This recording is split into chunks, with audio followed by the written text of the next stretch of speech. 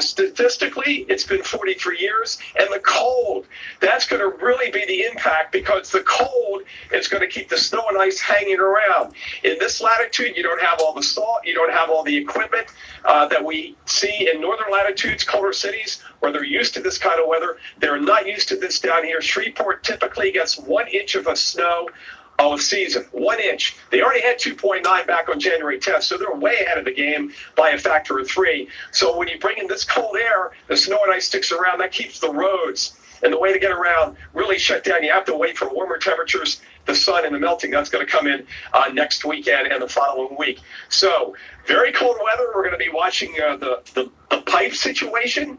Pipes that are not insulated. A lot of folks are going to be stuck home. Hopefully you've gotten out and gotten your groceries, what you need. This is a situation where you need to get those groceries, because it's going to be tough to get around until Friday or Saturday, especially with that next storm coming in and it's staying so cold.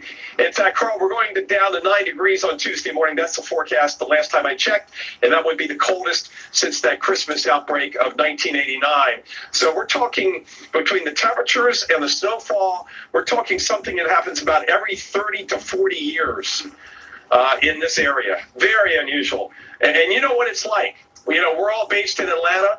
If it snows and it stays cold, I mean, it literally shuts the place down, because you don't have enough salt and plows to clean off the roadways. You got to wait for the atmosphere to do its thing on what has fallen on the ground and the roadways. Yeah, we went through that several years ago, where not all the snow was plowed and it remained cold, and then that snow got packed down into ice, and it was just impossible to get around, and that is what we are facing across a huge swath of Texas and the Mid-South. Mike, thank you so much, and let's take a look at where this storm is right now. Very powerful upper low, now digging down into northern Mexico and parts of the southwest right in there. Out ahead of that, a lot of lift in the atmosphere, and that's where the snow is coming down. We've got plenty of cold air in place, the sub-freezing temperatures in blue there, and single-digit temperatures in purple and in pink. And there is a lot of wind with the system now blowing across that I-20 corridor. A lot of reports of whiteout conditions there, and that snow, that heavier snow, is now just about ready to come into the Metroplex, knocking on the door,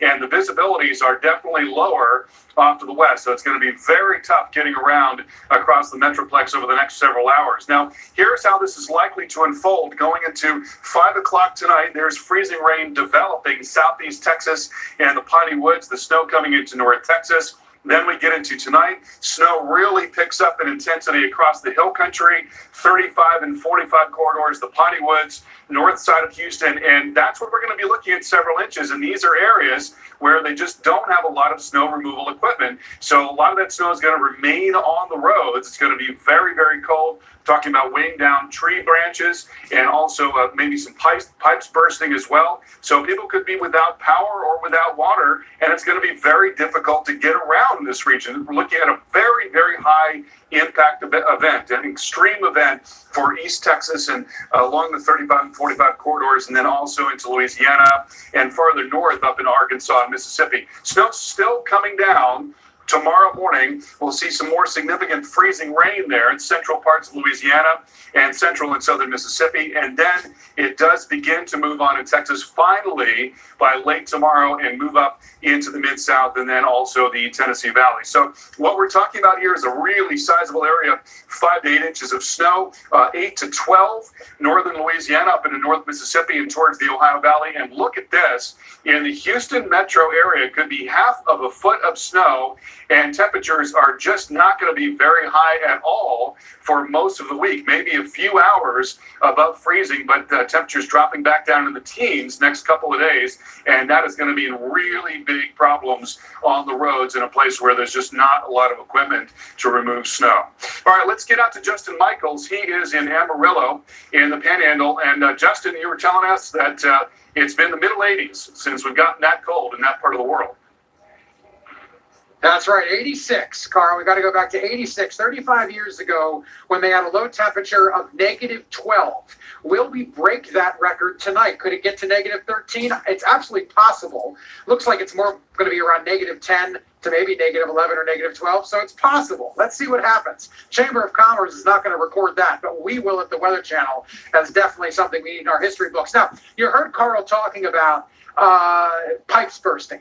And I want to show you a very visible and very large reason why you should have that little trickle on every single sink in your house. Every single spot of running water should have a little trickle if you have to leave your house or even when you're in there. And this is a good example why. I know this looks like a frozen mess. Justin, why are you showing us an enormous frozen fountain? It's cool looking, but why are you showing it to us? Because it's still running. It's running. The pump is still going.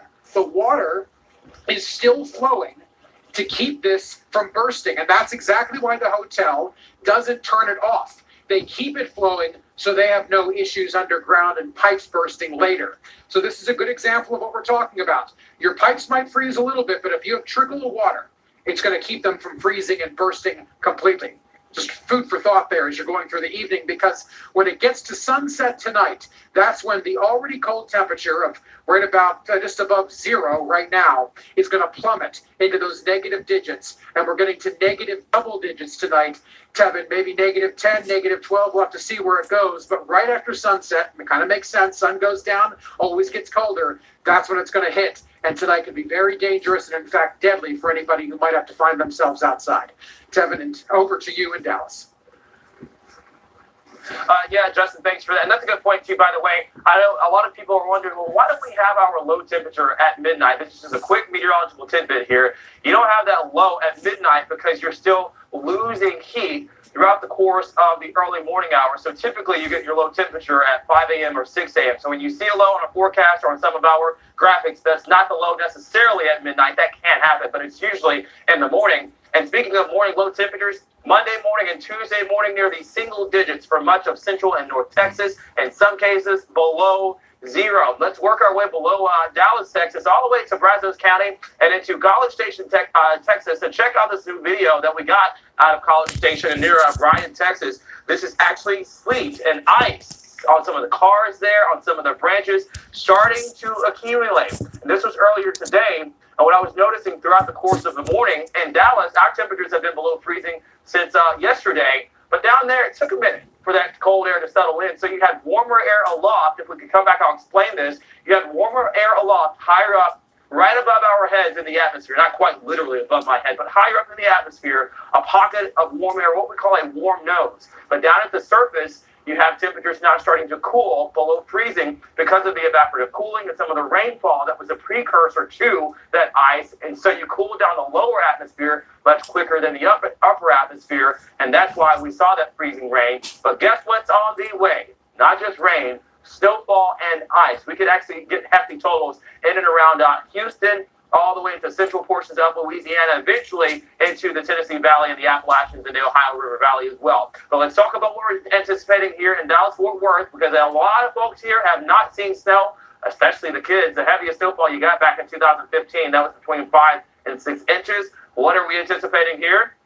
Well, you got another 5 or 6. That is on the way with some of the colder air and the blowing snow as well. Keep in mind, this is a very light and a powdery snow. So when you get winds gusting occasionally 40, 50 miles an hour, sometimes that can happen. I think today we're 30 to 40 miles per hour. As those gusts pick up, that literally picks up the snow and it pushes it in front of you. So perhaps, Carl, for folks thinking they're okay to drive, that's not necessarily the case. That visibility can be reduced significantly down to a quarter of a mile or less at times. Carl? Yeah, we've seen that already well west of you along I-20. Thank you so much, Tevin. Let's talk about where the storm is going to be going north of the south and into, say, the Ohio Valley, as well as the lakes, and then into the interior part of the Northeast. So here's a look at the model forecast going into tonight. And you notice here that we start to see wet weather in D.C. and Baltimore. You're going to remain above freezing in D.C. and Baltimore and Philly for the most part. So not a lot of impact there beyond just being